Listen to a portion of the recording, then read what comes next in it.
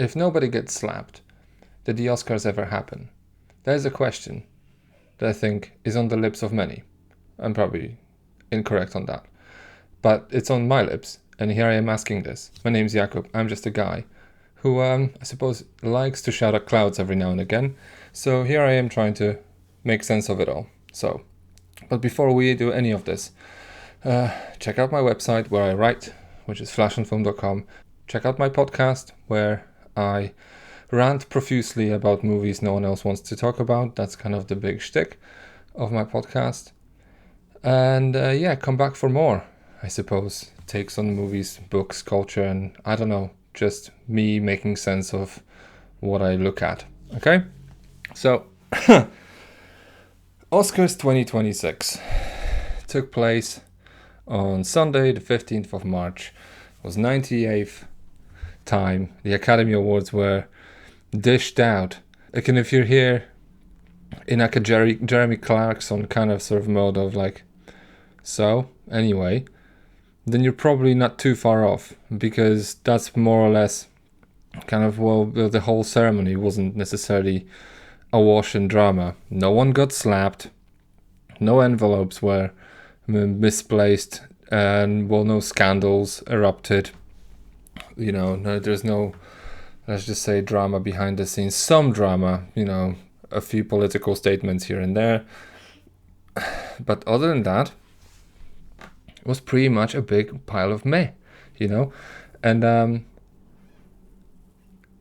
you just wondered, like, I don't know, like, as someone who actually cares about it, about this, I kind of just ask myself, like, what's the point, right? I actually sometimes ask myself this very question. It's just like, how irrelevant are we? And I think this is a good point. This is actually a good sort of time to reframe this conversation a little bit, because especially now when this whole Oscar ceremony turned out to be as predictable as they come, I think it's probably a useful exercise.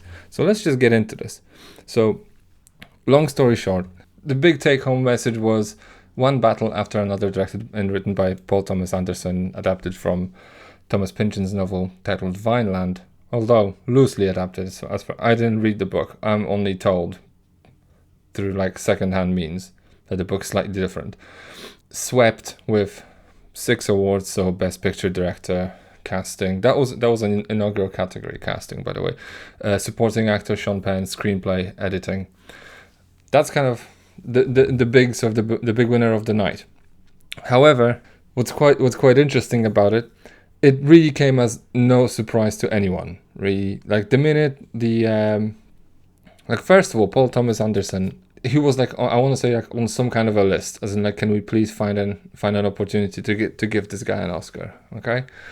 But anyway, let's think about it for a second. This was not a surprise at all. Ever since the nominations were announced, it was almost like it was a given, right? He was a lock since day one, even though sort of the film sort of community or the critical community was gunning for Sinners, which ended up getting the most nominations ever awarded. I think it's at 16. So it was a historical achievement for Sinners. That's directed by Ryan Coogler. Links to reviews for all of these movies in the description, by the way. But ever since these nominations were announced, I kind of just took it upon myself and said, and actually wrote a little piece about it and said, like, yeah, one battle after another is gonna win, right? And that's on the back of, I want to say, just a very rudimentary calculation, because in the last 25 years, I will say 60 to 65% of the time, usually the second most nominated film ends up getting Best Picture. 35% usually the one with most nominations, and some oddballs, the remaining 5%. I think I added up all to 100. You know, comment if I got it wrong. So for me, this was not a surprise at all. And then as the sort of like all these little predictor awards, all the sort of guild awards started trickling in, you know, like Writers Guild, Directors Guild, Producers Guild, all going to one battle after another. It was essentially just, you know, like everyone walked into this ceremony knowing that Paul Thomas Anderson's movie is going to get the big gongs, right? So he gets 6. I think Sinners gets 4.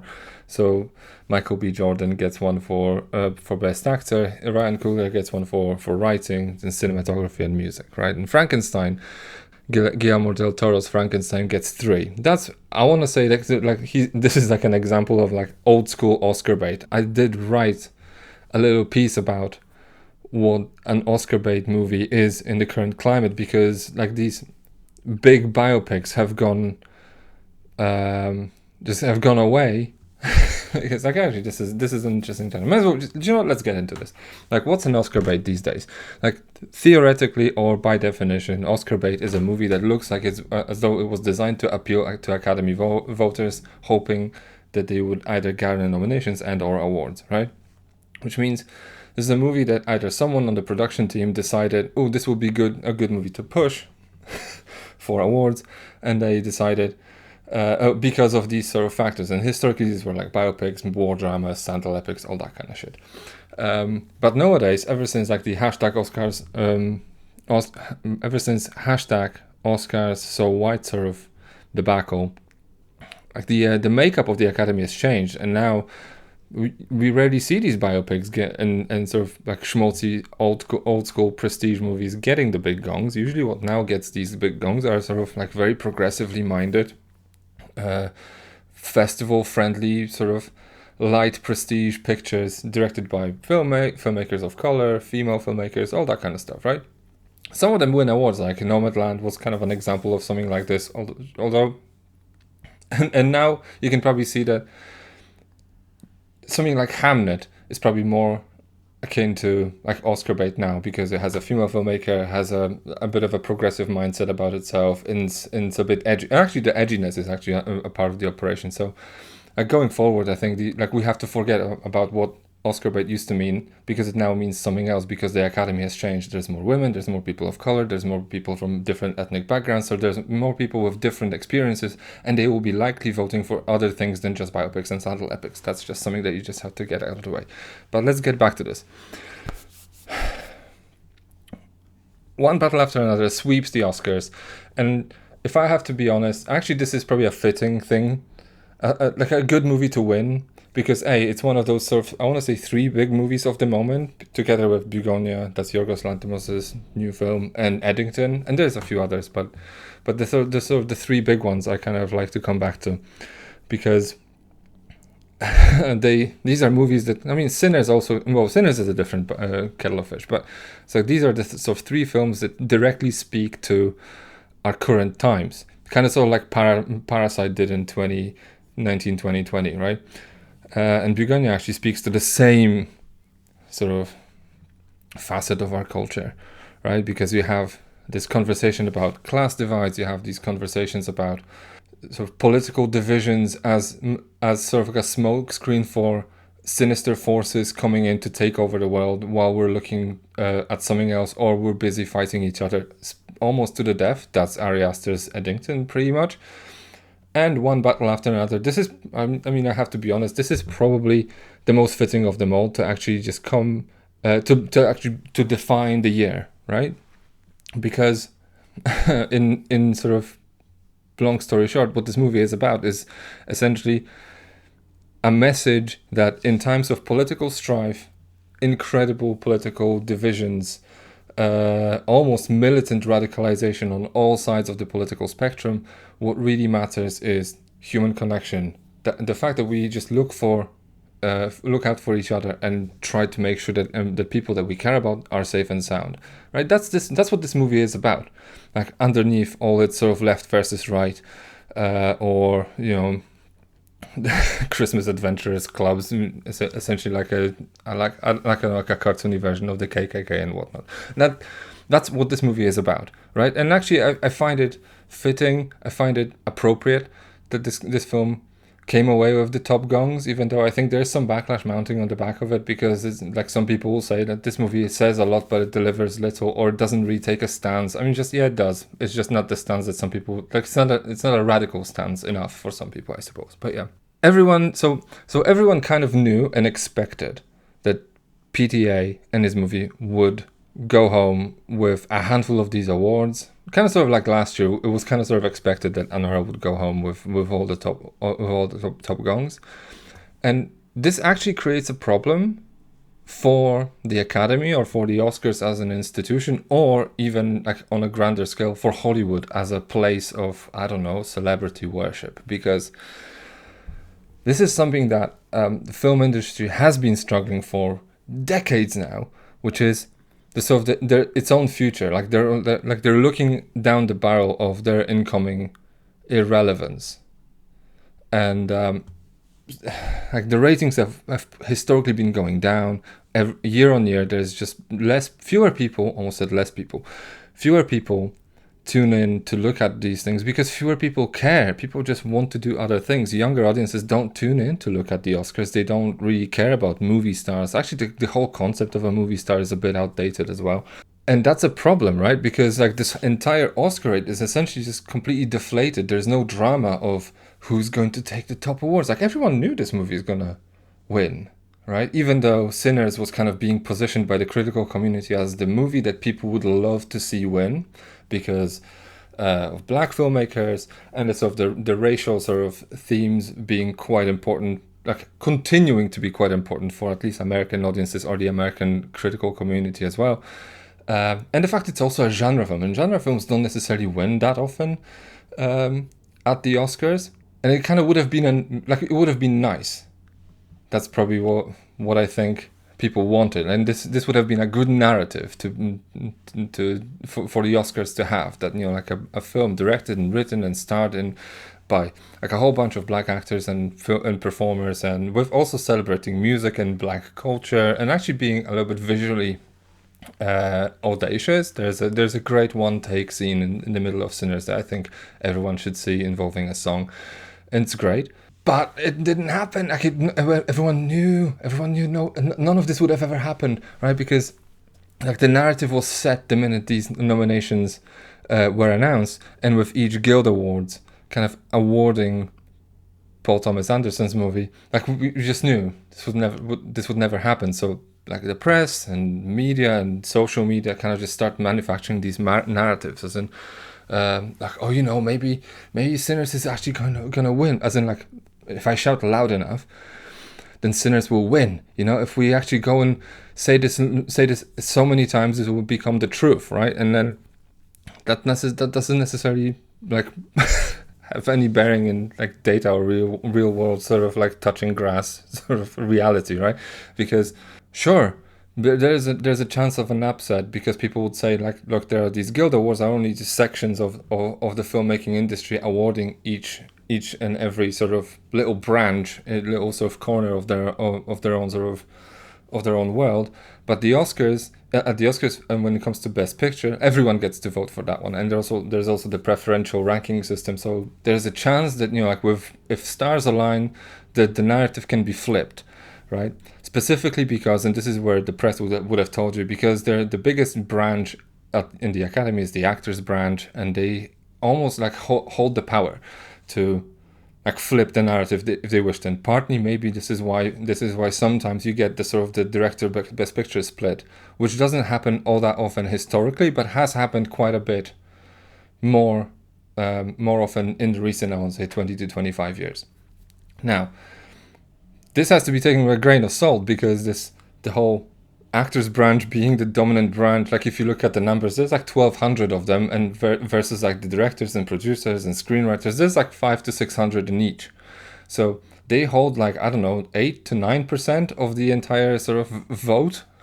So like you'd really have to have stars aligned for this to happen. So in order to trying to generate enough of a drama for some people, for people to decide, let me tune in and see what's happening, because that's all this relies on, just people putting their butts in seats and looking at the Oscar ceremony. Because without people watching, what's the point of awarding this? They might as well just go back to what they did in like the 30s and just do it all in a restaurant behind closed doors nearly, right? And just release a statement at the end of it all and just have it reported in Variety, right? But they don't want to do that because that's kind of like undermines this whole their own relevance, right? Because that's the biggest sort of problem that they're struggling with. Like film industry as a whole is struggling with this idea of its own relevance, and this is kind of how like another little bit of drama kind of unfolded in the back of this sort of Oscar race, because for the longest time Timothy Chalamet was like he had been the sort of the early favorite for his turn in Marty Supreme. But apparently, like, this is how it was reported in the press. Like, he flubbed his chances when he appeared on a podcast. So I can't remember where this was, but he actually then said, like, you know, oh yeah, I know. So he talked to Matthew McConaughey, and then he says, quote, "I don't want to be working in ballet or opera or things where it's like, hey, keep this thing alive, even though like no one cares about this anymore." All respect to all the ballet and opera people out there, by the way, he says, right? So, like, this is a guy who almost voices this anxiety that, you know, like the movie industry is already looking at the prospect of them becoming irrelevant, and this is where all the opera and ballet geeks kind of go like, well, how dare you speak like that about the opera? Opera's for everyone. And just like, sure, like people like some people do like going to opera, some people do like to go to the ballet, but you know what? Like, I don't know, like if you go back 30 years, there is no such thing as an opera house in every little town, but there's a cinema, you know? So cinemas used to be the sort of the main mode of entertainment, or the main sort of outlet for entertainment for decades, for the common man, for everyone, right? It was the most democratized piece of entertainment until the arrival of television, right? And it almost looks like Timothy Chalamet is actually saying the quiet part out loud. He's actually saying like, look, guys, like we're going out, and we are looking like if no one slaps anyone at the Oscars, no one's ever going to report on this. Like it doesn't matter, right? So in the absence of anyone, just any scandals, what's the point, right? Especially in a race that's been almost concluded ahead of schedule, ahead of time. What's the like, why is the question, right? And like I see, like I find it cute how all this sort of opera and ballet geeks kind of just like pipe up. All the opera singers going like, well, please don't diminish my work. Like no one's diminishing your work. It's just you have to like wrestle with the reality that ballet and opera are niche art forms, have been that for, I want to say 100 years at least. And cinema is going to join them. That's kind of that's just the reality, and it's been on that trajectory ever since like TV matured. I want to say ever since Twin Peaks came out, ever since like early 90s, this narrative has been set that this was a thing that would happen, right? TV has matured. Like in the early 2000s, people didn't talk about movies. They talked about movies and TV kind of sort of equally. Like if you're old enough to remember how people obsessed over like Lost or Prison Break in the early 2000s, you'll know, right? And then later on, like Game of Thrones was like the biggest talk of the town. Like the people didn't talk about what movies they saw at the cinema. They talked about what happened in the last episode of the Game of Thrones. You know, like TV almost like took this sort of supremacy, right? Already, right? And now, so all the financial crises essentially just shrunk the film market. And now you have big, massive like a handful of massive studios essentially just releasing big blockbusters. You have TV that people want to watch and want to talk about. And actually, COVID pandemic almost like normalized this idea of just like, well, we're sitting at home already, so might as well watch something. And this is kind of what the life we live in now. What does it mean that this, like, I don't know, something like One Battle After Another wins Best Picture? Like, is it the most important film of the year? Does it even matter? Like, if you ask people on the street, will they have seen this? Probably the answer will be no. And I think this is something that Timothy Chalamet, accidentally or otherwise, just articulated, that this is like movies are going out and there's no coming back from this. Like realistically speaking, they're not gonna disappear. Like the way ballet and opera and theater haven't disappeared. They've just become niche art forms. Like there's always a fandom for them. There's always an audience for everything. It's just gonna be smaller, because the biggest audience, the biggest sort of viewership or engagement is gonna just flock to other things, and this is kind of how the biggest winner, and this is kind of how you'll know if you know exactly what happened at the Oscars last Sunday. This is how you'll know, because I've been holding one thing back, right? This is how you'll know that the most important win, the most important Oscar win, and the most important movie of this year was not One Battle After Another. It was not Sinners. Although Sinners is the most important movie according to film fans and film critics. And it wasn't like Avatar 3, Fire and Ash, where despite James Cameron's best intentions and wishful thinking, like, and even like, I don't know, tacit bullying, because at some point he went out and said like, if you don't go and see my movie, then I'm gonna talk about, I'm gonna tell everyone what the plans for the fourth and fifth one were, and I'm not gonna release them, like, talk about bullying and blackmail. But anyway, it's the most important film of the year. Is not any one of those. It's I'm gonna do this the right way. It's K-pop Demon Hunters.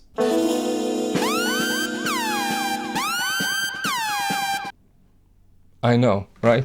It's it's a streaming first Netflix original and piece of animated musical that's essentially kind of like Frozen of our time. You look at opinions of people on Letterboxd, which is a community of film fans who go like, I'm not into K-pop, but it sure looks nice, right?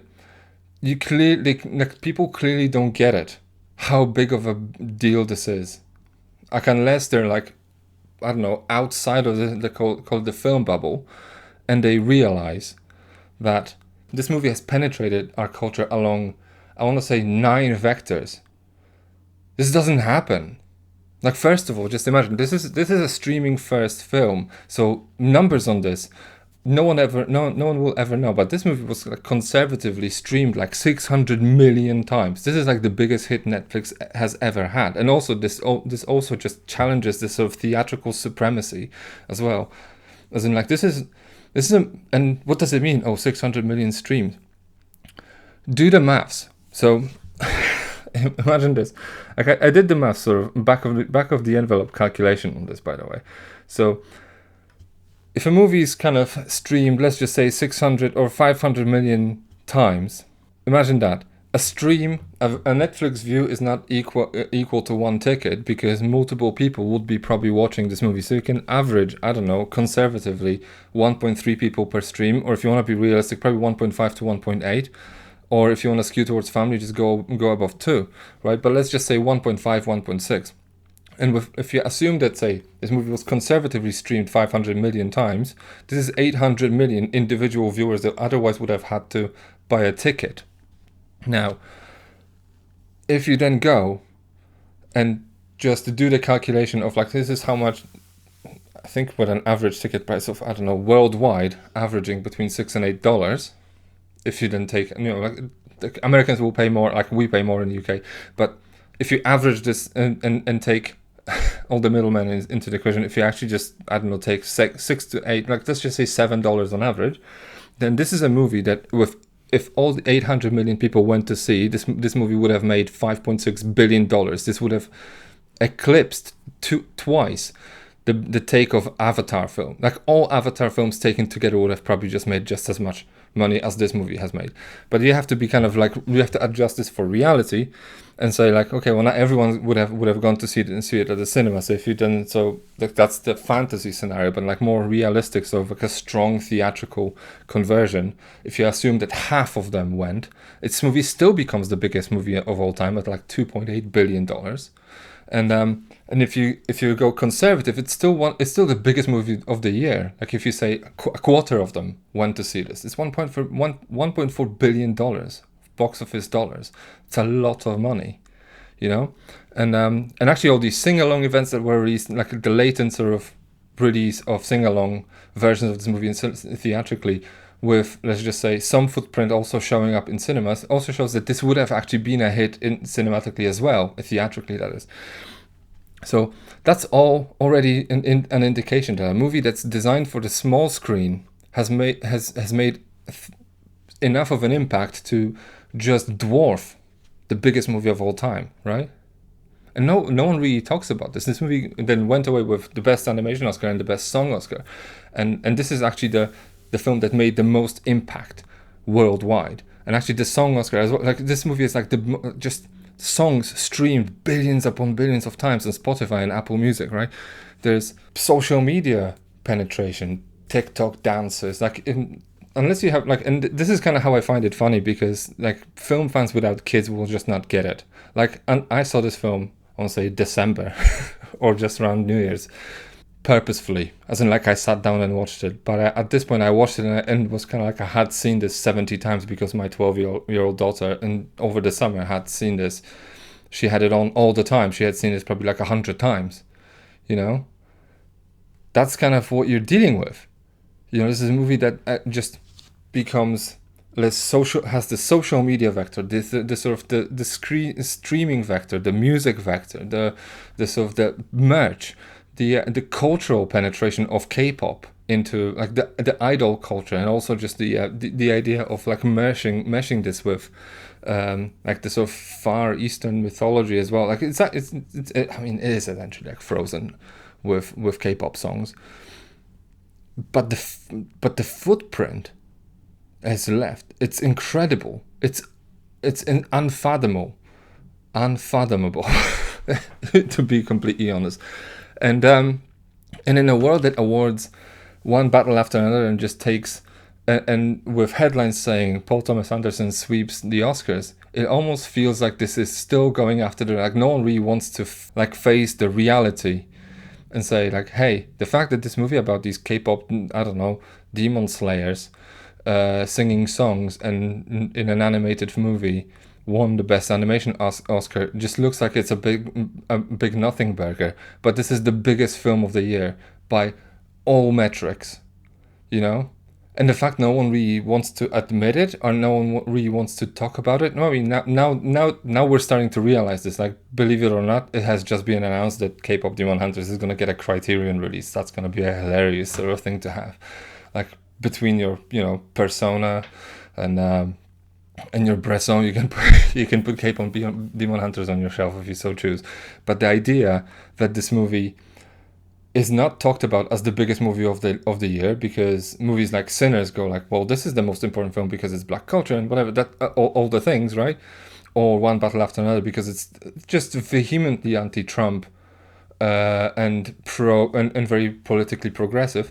That's just like we choose to talk about the small things. Like we're essentially just almost like walking ourselves into becoming a niche art form that's fit for its own, just it's there for its own amusement and for the amusement of those who exclusively indulge in it, nothing else.